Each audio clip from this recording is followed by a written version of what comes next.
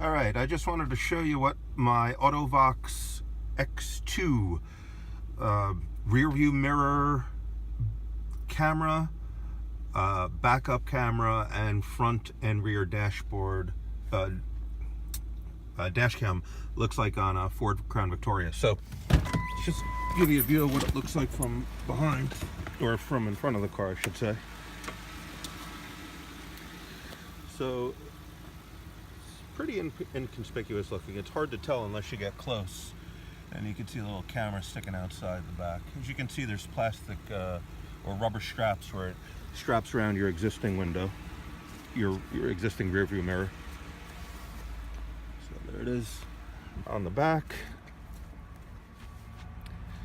That is where I mounted the backup camera. As you can see, it's got a little bolt. It's got a little bracket that comes around back here, so it screws in right there, and then there's some sticky tape that holds it in there.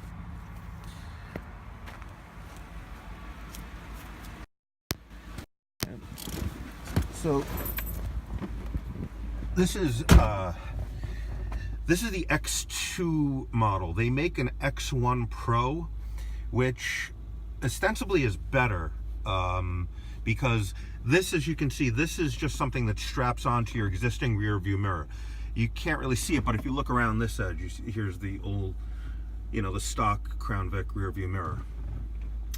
So the X1 Pro is actually a unit that just replaces the mirror. You take out that factory mirror and you put in the X2. The reason why I did not want to do that is because it does wire directly into your fuse box. Now that may seem like a good thing, but I actually like having more control over my devices that are plugged in. I have this little thing down here so that anything that's a cigarette lighter powered, like this is just a little FM transmitter so I can play podcasts on the stock radio, the Crown Vic.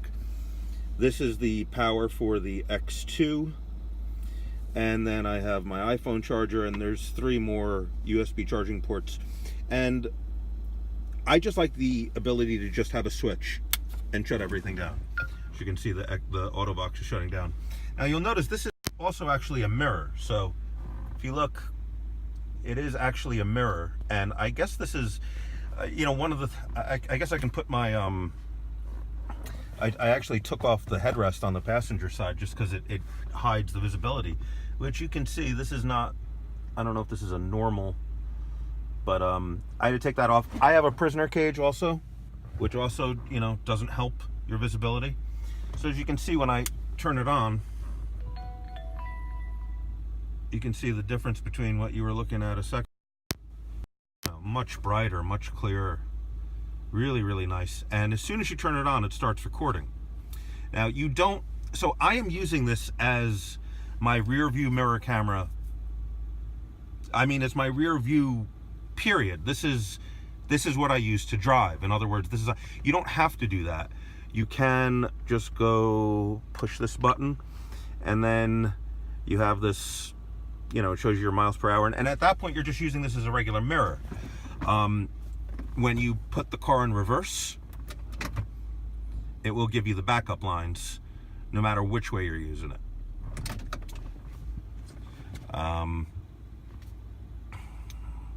You can also, I don't know why you would want to do this when you're driving, but you can also look out of the front mirror while is this the front of it? Yeah, that's my front.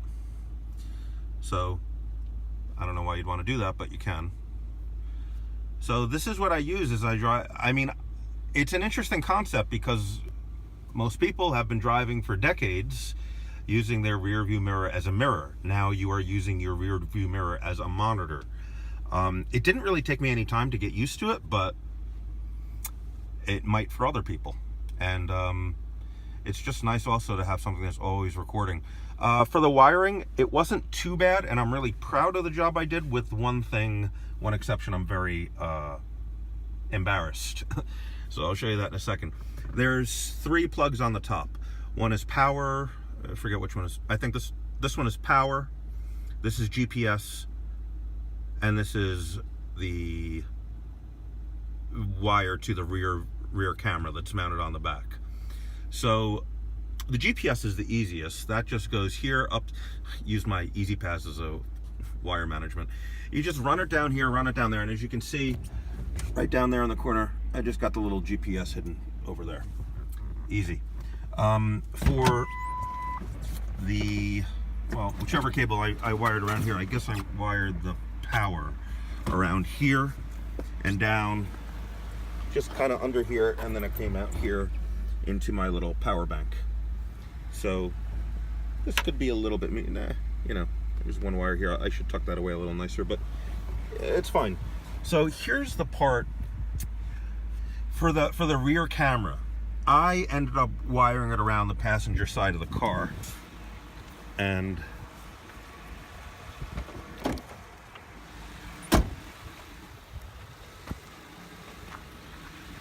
the reason why I did that was because I was told, well, I watched the YouTube video, and it said that the wiring for the rear view backup, so basically you're tapping into this so that when this gets 12 volts, it's gonna trigger the thing so that you got the little backup camera, which is just it just changes the view a little bit, but I figure I might as well wire it. I was told it's on the passenger side. It may be for some Crown Vics, but for mine it's not. Anyway, it just went up around here, down through the pillar, down here, and then just, you know, I just kind of picked this up a little bit and tucked it in, ran the wire down here, ran the wire through here. It was really easy. It was easier than I thought it would be. Just kind of pick it up a little bit, and then through here, and I think this is still, and then just through the back, you know, you just kind of just stuff the wires up through it. And then here's the part I'm not too proud of. Now, before I get to that, for the rear view, for the rear camera, this was an interesting. This was interesting. I am not really. I haven't drilled holes in a car that I've owned before, but you have to do it here.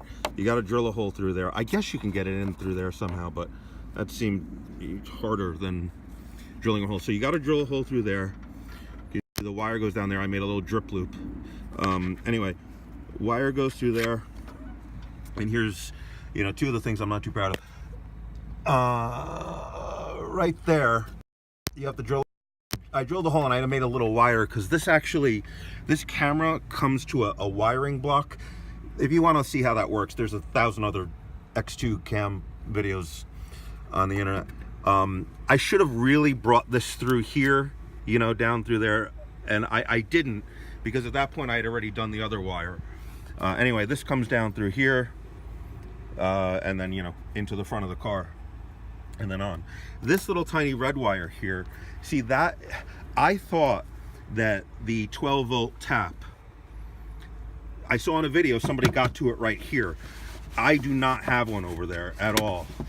The tap that's accessible to me is over here on the driver's side, but at that point I had already run the wire. I forgot where, but I found it somewhere over there. And I had already run the wire at that point, and I'm just like, I'm not doing this all over again. So I just kind of cheated.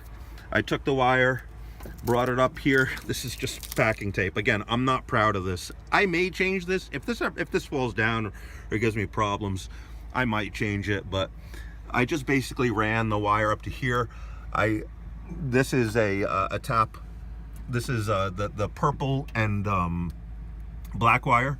This is just the posi tap I use. These things are great. They make it so easy. You just screw your wire in this end, screw the thing you want to tap into on that end. It takes like 30 seconds. It's really easy. So that's how I'm getting the signal for the 12 volt. Anyway, that's about it. It wasn't that hard to do. The weirdest thing is drilling. I know for most people who have Crown Vics, you know, drilling holes isn't a big deal. I've never driven a hole through a car I've owned before, so that was interesting. And I guess I'm in a cemetery, so you can just go slow. You can see you know. So what I'll do now is, and then as you can see here, this is what I use for my rear view mirror. So this is the camera view for my rear view mirror.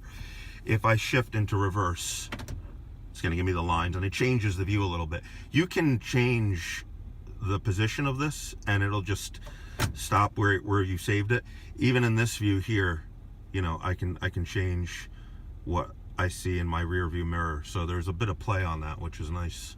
You can change the brightness too. I've not had the need to do that because I find it has auto dim. That works really good. One thing that is really useful is I don't have this mirror. Like, you can use this mirror as a mirror. Like if you just go into, you know, this mode, you know, as you can see, you can use it as a rear view mirror. But as you can see, I'm way off. I'm not using this to point out the back. In fact, I'm pointing it intentionally down and away, and that is to reduce the, like if someone's behind you with whatchamacallit, with lights. Whoops, someone's coming up here. Hold on. Okay, they went the other way. Okay, so if someone's behind you and they have their lights on, you know how like you get blinded and you got to flip the thing up? With this, if you're just have this thing pointed towards you, and that's the concept of a monitor, you want it pointed towards you, you're not going to get that reflection. And the nice thing about this is no matter how bright someone's lights are behind you, they're shining it into a camera. They're not shining it into a mirror that bounces to your eyes. No matter how bright their lights are, it doesn't matter, because this is just a monitor that doesn't actually get very bright. It's never going to be as bright as lights that are shining into your eyes through a mirror. Anyway, sorry I'm rambling a bit. I just wanted to show a little bit about, you know, how this works, and so far I'm really loving it. I'll switch over to a video of the software that shows you what the video looks like that this thing can take in a second. Stand by. So it's not exactly dark out, but I'd say it's twilight. The sun is set, but it's still a little bit bright out. Just to give you an idea, I mean, there is just looking at, you know, using this as a window, basically. I keep saying window. Using this as a rear view mirror. So compare that to that. I mean, it's nice. And you also get such a wide view. Like, as you can see, you can kind of see, I can see all the way to that sign there and all the way to, you know, the strip mall over there. I just, you know, it's not even close. You really, and that's with, you know, normally I have a headrest here, which I will be putting back. So like, that's assuming you take out your passenger side headrest. And you can see the brightness. It's, you know, that is what you would be seeing normally versus boom. I mean, it is beautiful. Okay, so the AudioBox X2 actually comes with some software meant to run on a Windows computer that will let you see, obviously, your front and your rear dash cam video, as well as a lot of interesting data. That said, what I'm first going to do is actually just drag in my VLC player and play video from it. And the reason why I'm doing this is I just want to show you that you don't need to use their software to look at the video. And in fact, if I turn up the volume, off select codes for the family. That's the whatchamacallit, the just the radio from my Crown Vic, and it's recording all the audio. Only for a limited time. Hurry in now. JCPenney, style and value. So the microphone on the thing works, and it works well. What does not work well is I am a Mac user, so obviously had to install Windows on my Mac in order to run the software. So the audio isn't working, and honestly, I don't care enough about the audio to fix it.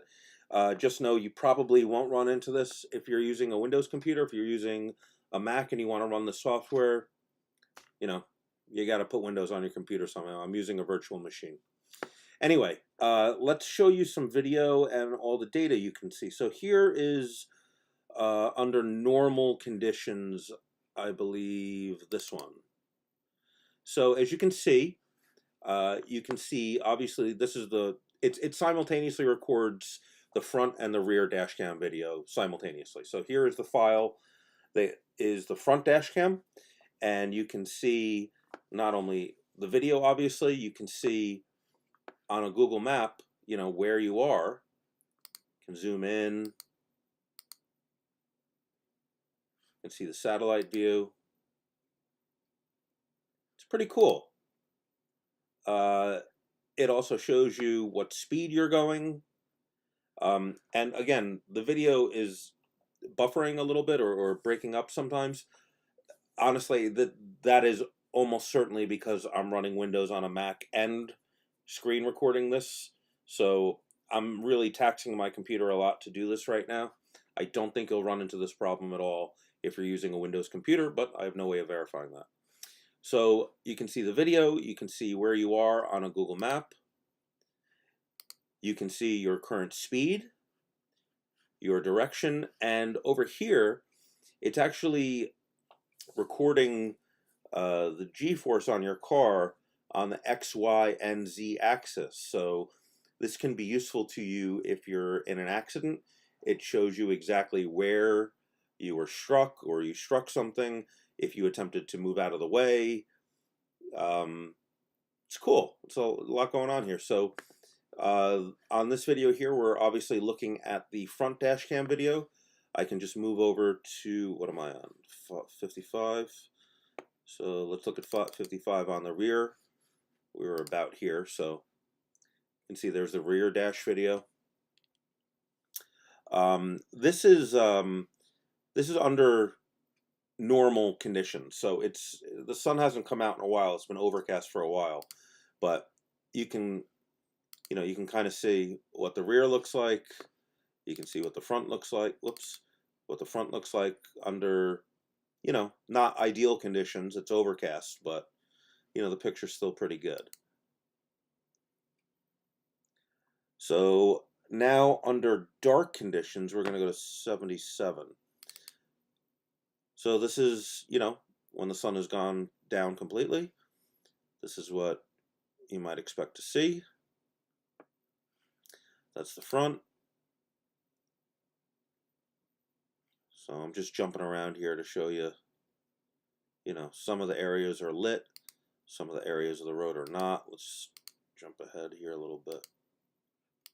All right.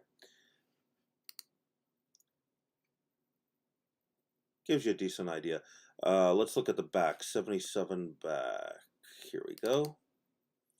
So that's what the back camera looks like.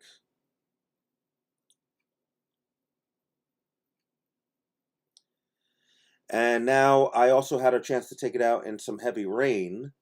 That is 7B, 7A is the front. So I'm going to bump it forward about a minute. So obviously, with differing weather conditions, you're going to get different videos. So it was raining, it wasn't a downpour, but it was raining at a pretty steady clip. So as you can see, you're obviously not going to get as good a quality when you have inclement weather. Let's take a look at the back cam, 7B.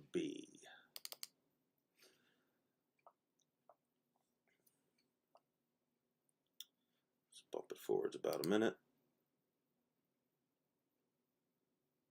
It's not too bad, really.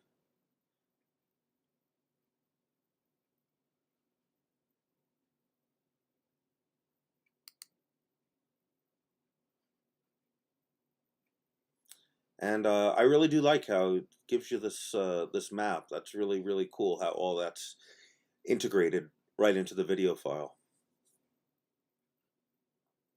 And again, if I wasn't running Windows on a Mac, I could turn up the audio for you to hear it, but that just, I'm just not willing to spend the time. It took long enough to get Windows to run on my Mac.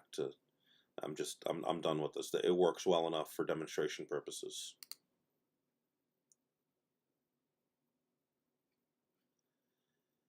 And that's about it. That's the software. That's how it works. Definitely could be really useful to you. If you're in an accident, you have a lot of data. On the flip side, you might not want to use this if you were breaking the law. For example, if you were speeding in an accident, you might not want to share this file. You might want to convert the file so it doesn't have the GPS data on it, because if you were, you know, for insurance purposes, you might not want to give them that information. But it's good to have when it's good for you, and it's good to throw away when it's not. All right. And there we have it.